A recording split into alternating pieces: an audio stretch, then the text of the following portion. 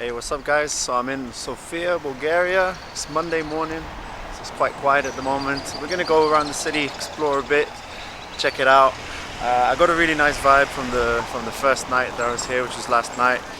So I'm really excited to learn more about the city and see what it has on offer. So let's go.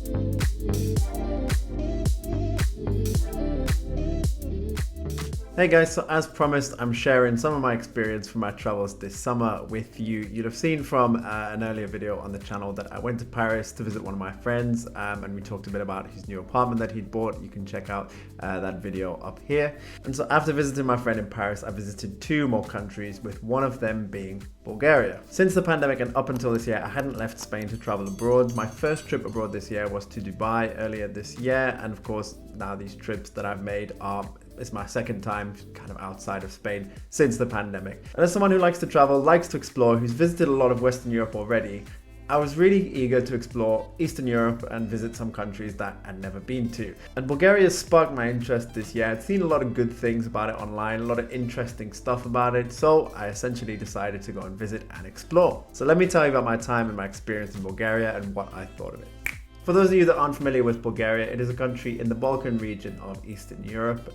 It shares a border with Romania on the north, with Serbia and North Macedonia on the west, and with Greece and Turkey on the south, and it also has a coast that runs along the Black Sea on the east. In 2007, Bulgaria, along with its neighbour Romania, joined the European Union. And although it's a member of the EU and it is expected to adopt the euro very shortly, at the time of my visit, Bulgaria was still using its own currency, the lev, which is nevertheless pegged to the euro through ERM2. A bit more on this later in the video. So I was in Bulgaria for about 3.5 days, spending the majority of my time in the capital city of Sofia, but I also made a day trip to Plovdiv, which is another historical city in Bulgaria. And guys, I really liked it. I really enjoyed Bulgaria. There were a lot of things that I really liked about being in Bulgaria. The first thing was the weather was incredible. You know, I went in August, so I understand it gets quite cold in the winter in Bulgaria as well. But you know, for summertime, it was really nice weather. You know, 30 degrees through the days,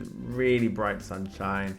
Had a very small rain shower in Plovdiv, but apart from that, the weather was fantastic the whole time and not too hot at night either. I was also very impressed not only by how much there is to see in Bulgaria, but how much there is to do as well. So in the capital city of Sofia, you have a lot of historic monuments, like the monument of Saint Sophia, a lot of the cathedrals that are around the city. You know, you can visit the Sofia History Museum. There's even an old flat which has been preserved to demonstrate what life was like in communist Bulgaria back in its time as a communist country. But there are also about 8 different malls in Sofia, so a great place to go shopping.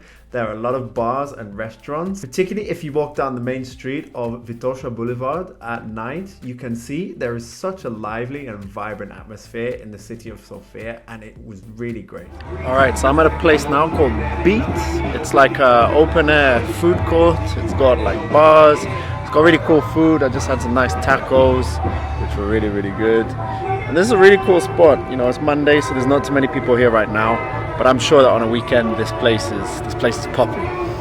And outside of the city of Sofia, in Plovdiv, you can see an old Roman amphitheater and an old Roman stadium, which has been preserved, and the city of Plovdiv has a lot of history around it. And if you fancy a swim in the Black Sea and a trip to the seaside, then you can go to the cities of Varna and Burgas, which are on the east coast. Something that I didn't get to do this time around, but I'll definitely consider doing in a future visit to Bulgaria. And my experience speaking with local people from Bulgaria is that they're very friendly, very helpful, very outgoing, and they also have a generally good level of English, particularly the young people as well. So you can go to Bulgaria. I'd recommend taking a phrasebook. I took a phrasebook for Bulgarian. It did come in handy, but most Bulgarians are able to communicate to you in English to help you with what you need. Another great thing you'll find about cities like Sofia is that they are very, very affordable when compared to Western cities. For example, a single journey on the Sofia metro cost me 1 lef 20, which is about 60 cents. Eating in a restaurant is also something that I notice is quite a bit cheaper than in Western Europe. You can expect, depending on the restaurant and depending on what caliber of restaurant you're at, you can probably expect to save maybe between 10 to 20% on the price that you would expect in a country in Western Europe. For example, one day I went to eat at a popular Bulgarian tavern to try some traditional Bulgarian food, and the price of the food, keeping in mind that this is a decent restaurant, you know, it's not average dining, it came to about 17 euros, just myself, which I think is pretty good. And then when I was eating at, you know, your everyday kind of mid-range restaurants, you know, between 10 to 12 euros per person, again, dependent of course on what I eat. And the supermarket prices were quite good as well, though I must admit, it seems that inflation has taken a hold in the Balkan countries as well. And I did find some of the prices similar to or on par with, for example, here in Spain. Now, of course, when you travel abroad and you need to use a currency that's different from your home currency, you need to think about what are the solutions and how are you going to get your money.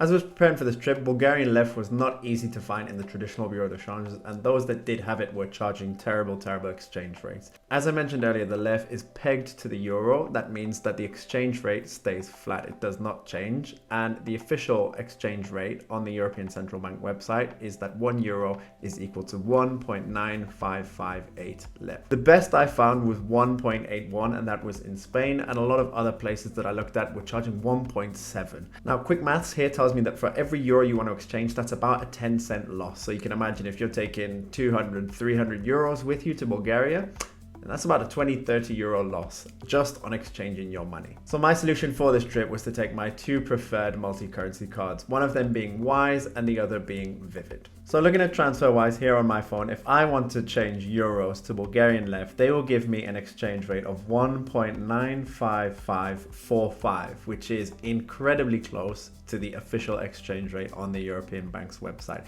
And they'll only charge me a fee of 0.27 euros. So you can see this is much cheaper than going via a traditional bureau de change, which will give you a pretty poor exchange rate. Now, if I do the same test here with Vivid, you can see I have an exchange rate of 1.9263. However, because I'm using my Vivid card outside of the Eurozone, that gives me 2% cash back on a Prime membership and 1% cash back if you're not a Prime customer of Vivid. So you do get an increased cashback percentage on spending outside of the Eurozone if you're using Vivid. With both of these cards as well, you can convert your money, say euros to Bulgarian lef, and then withdraw in the country with no fees. In the case of Vivid, just make sure that you withdraw at least 50 euros when you do that, and that you don't exceed your daily limit. As long as you have cash with TransferWise, then you can withdraw that without any commissions being charged by TransferWise. Just make sure, again, that the ATM doesn't charge you any commissions. So if you're going abroad and you're looking for a multi-currency solution, I'll leave my sign-up links to both Vivid and Wise in the video description, and I'll also leave you the link to the video where I talk a bit about how they work in a bit more detail. In terms of development in Bulgaria, as a member of the EU, they do receive a lot of financing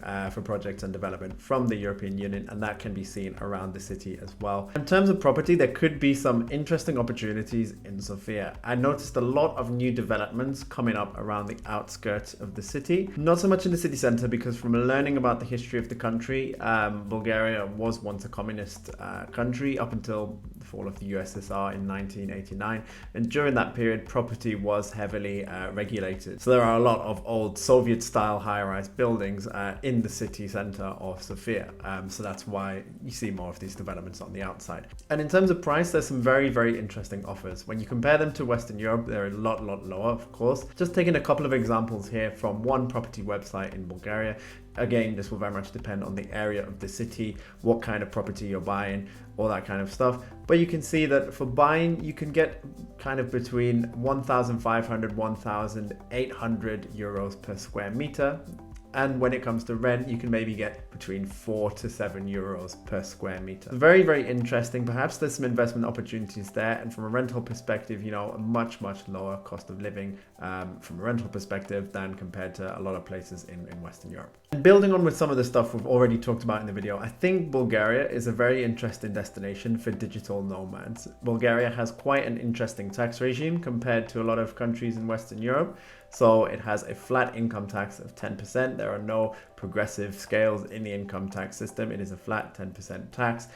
You're taxed 5% on any dividends, and then you have, social security contribution as well. So an interesting tax regime. Seems like it's pretty easy to get set up there. If you're an EU citizen, of course, then you can benefit from freedom of movement and go to Bulgaria on your EU passport. If you're a non-EU citizen, then you can look at a residency type D kind of permit that will allow you to maybe set up as a self-employed, or keeping in mind those real estate opportunities. If that's something you're interested in, you can go for an investor visa, which will get you residency in Bulgaria with an investment of 1 million left. So about 500,000 euros, pounds, dollars. They all fall around about the same ballpark. Of course, you'd benefit from a much lower cost of living, given what we've talked about in the video as well. And something else interesting for digital nomads that there are a lot of in Bulgaria are co-working and office spaces. So there's a lot of availability for these. You can see them promoted around the city as well. So you will not be short of a place to work if you go there as digital nomad. So how to summarize this video? Well, Bulgaria as a country and the cities of Sofia and Plovdiv that I visited greatly exceeded my expectations. I'd already heard good things, but I really enjoyed being there. I had a fantastic time and I would not hesitate to go back. And I personally think that Sofia as a city might be one of the most underrated European capitals. As we've just talked about as well, of course, much lower cost of living, and there's potential investment and business opportunities in the country, so it could be a great place for digital nomads. I hope you guys enjoyed this video. Leave a comment and let me know, have you been to Bulgaria or would you consider going there? Now, why not check out my other videos? And if you like this one and you want to see more content like it, then make sure you hit the subscribe button with a notification bell so you don't miss a single update. I'll see you on the next one, and let's get this money.